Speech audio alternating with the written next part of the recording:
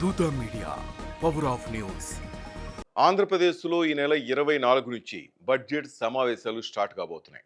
అయితే ఈ సమావేశాలకు జగన్ వస్తారా రారా అన్నది ఇప్పుడు చర్చనీయాంశంగా మారింది. అసెంబ్లీ నిబంధనల ప్రకారం జగన్కు ప్రతిపక్ష నేత హోదా రాదని ఏపీ స్పీకర్ అయ్యన్న పాత్రుడు అలాగే డిప్యూటీ స్పీకర్ రఘురామ కృష్ణరాజు తేల్చి చెప్పారు.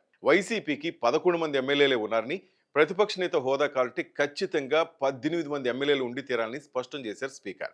ఇక ప్రతిపక్ష హోదా ఇస్తేనే వస్తానంటూ జగన్ పట్టుబడుతున్నారు. మరోవైపు 60 రోజుల పాటు అసెంబ్లీకి రాకపోతే ఆయన సభ్యత్వాన్ని కూడా కోల్పోయే పరిస్థితి ఉందని స్పీకర్ హెచ్చరించారు. ఈ నేపథ్యంలో జగన్తో పాటు మిగతా ఎమ్మెల్యేలు ఈ అసెంబ్లీ సెషన్స్ కు హాజరవుతారా లేదా అనే దానిపై సందిగ్ధం నెలకొంది. ఇక జగన్ సభ్యత్వం రద్దు అవుతుందనే భయంతో అసెంబ్లీకి వస్తే ఆయన కోసం కాచుకుని కూర్చున్న అధికార పక్ష సభ్యులు ప్రశ్నలు తట్టుకుంటారా, వారికి సమాధానం చెప్పేంత సమర్థత జగన్కు ఉందా అన్నదే ఇక్కడకున్న అతిపెద్ద ప్రశ్న. పోనీ జగన్ చెప్పలేక ఆయన ఎమ్మెల్యేలు ఎవరైనా సమాధానం చెప్పగలరా అంటే ఉన్న దాంట్లో అంత సమర్థులు లేదన్నది అందరి వాదన. సమాధానం చెప్పకపోయినా నోరేసుకుని పడిపోదామన్నా ఫైర్ బ్రాండ్ రోజా చెల్లి లేదు. పోనీ కొడాలి నాని ఉన్న కొంత ధైర్యం ఉండేదేమో జగనానికి. నాని కూడా గెలవకపోయా. మరి అసెంబ్లీకి ఎలా వెళ్లాలనే సందిగ్ధం జగన్ మదిలో మెదులుతున్న అసలు ప్రశ్న.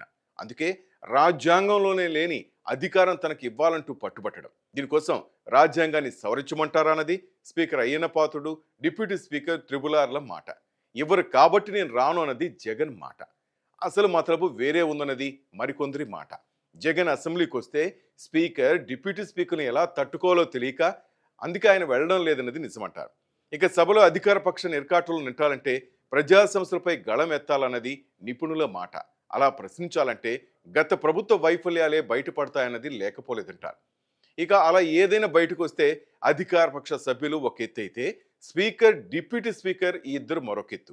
ఇక వాళ్ళని తట్టుకోవడం జగన్కు చేత కాదని అందుకే నేను రానంటే రానంటున్నారు అంటారు.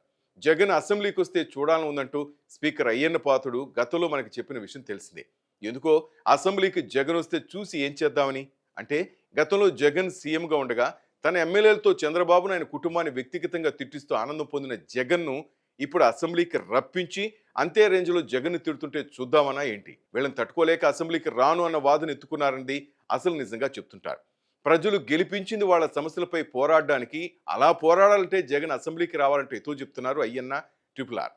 అయినా సరే నేను ప్రతిపక్ష హోదా కల్పిస్తే వస్తా, లేదంటే ఇంట్లోనే కూర్చుని ప్రశ్నిస్తా, మీరందరూ సమాధానం చెప్పాలన్నది జగన్ వాదన. అలా ఎలా చెప్తారు? నువ్వు ప్రశ్నించాలంటే అసెంబ్లీకి రావాల్సిందే అన్నది అధికార పక్షం చెప్తున్న మాట. జగన్ రాకపోతే సభ్యత్వం రద్దు చేసి తీరుతామంటూ ప్రకటించేశారు ట్రిపుల్ ఆర్. ఇక పులివెందులకు ఉప ఎన్నిక తప్పదా అనే వాదనలు బలంగా వినిపిస్తున్నాయి.